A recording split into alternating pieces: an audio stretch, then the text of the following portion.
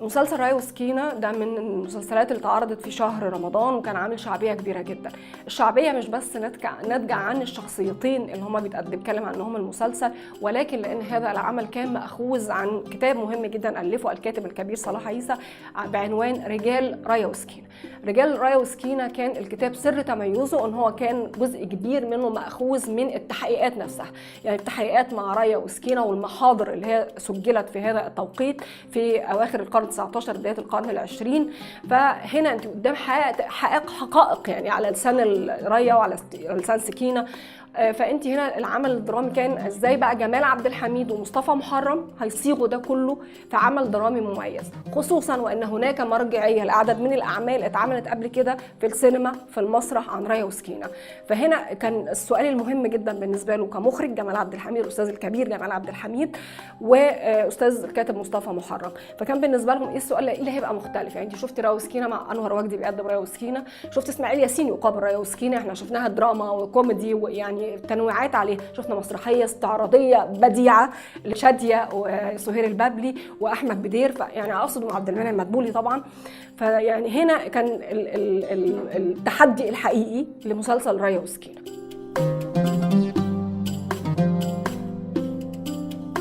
كانوا الاثنين اللي عاملين ريا وسكينة سمية الخشاب وعبلة كامل، او عبلة كامل وسمية الخشاب، يعني الاثنين. عبلة كامل خفيفة الظل وعملت حاجات كوميدي كتير. سمية الخشاب كانت المفاجأة في هذا العمل، لأن الواحد كان شايفها ستار بتغني بتأدي بشكل معين، إنما لما جه العمل ده باين قد إيه إن هي كمان عندها روح البسمة وروح الضحك وروح الكوميديا. فنجحوا الاثنين وعملوا مسلسل كان شادد الناس وبيقعدوا يتفرجوا عليه ويسهروا جنبه، لأنه كان المعالجة كان فيها ابتسامة شديدة جدا وضحك. وجمال عبد الحميد كمان كمخرج، مخرج متميز، يعني أنا شفت له أعمال كتيرة جدا. مخرج فاهم بيعمل إيه وبيحب شغله قوي ودؤوب في حياته يعني العملية. فكان من أبرع الأشياء اللي موجودة في العمل جمال عبد الحميد والممثلين اللي موجودين معاه.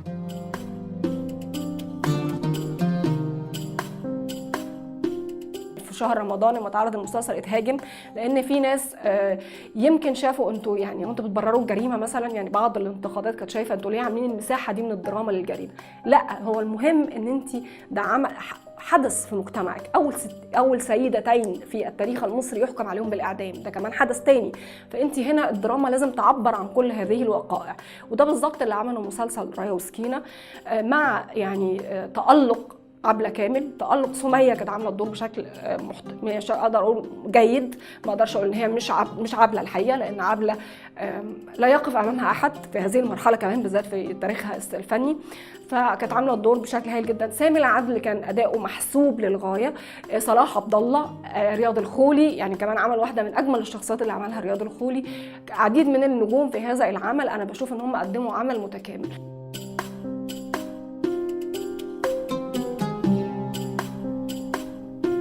في مشهد كان في أسرة فقيرة جدا، مدام العيلة بتاعت مدام عزيزة راشد. الحقيقة لما جولي لما الناس دي صعبت عليا قوي قوي قوي قوي في المشهد ده، وانا بقول له وهي كانت متسيغة، يعني هي ما كانتش لايفة على حد، يعني هي ما كانتش الراجل بفطرته البسيطة، الصول محمد المصري ده بفطرته البسيطة عايز يلاقي أي سبب وأي معنى لاختفاء الحرمات، لاختفاء الحريم بهذا الشكل. فبيبتدي يخترع أسباب من جواه هو، أو يخترع أسباب يكون هو مثلا شافها قبل كده، أنماط شافها قبل كده، أو حاجات شافها قبل كده. بدأت أشتغل في هذا المسلسل وأنا يعلم بي ربنا حاطط إيدي على قلبي قوي وحزين. طب ما يأجلوه بعد رمضان. الإشكالية إن المشاهد كلها قاتمة، الديكور كئيب، الاضاءه كئيبه، المكياج كئيب. كل يوم بنخنق في ستات عشان نقلعها صيغتها وندفنها. بالفعل بروح مغتم، ترقبي، لان الوقت عمال يجري ورمضان مقبل، وانا جوايا يقين ان هذا المسلسل استحالة ينجح، استحالة هيلقى قبول عند الناس. الدنيا صيام، شهر العبادة، وتأتي الرياح عكس كل التوقعات. اتعرض المسلسل وعلى الإيكو والصدى اللي حققه ما شاء الله.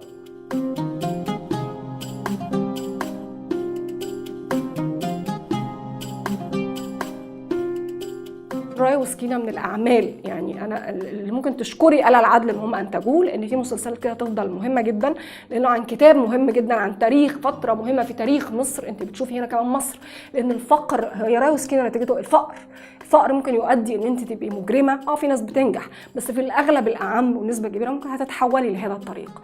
فهنا فكره الفقر اللي كان مسيطر في هذا التوقيت ايام الاحتلال الانجليزي، فانت كمان شفتي شكل بانورامي للمجتمع المصري. حي اللبان في الاسكندريه اللي هو كان من افقر الاحياء اللي بتدور فيها احداث هذا العمل.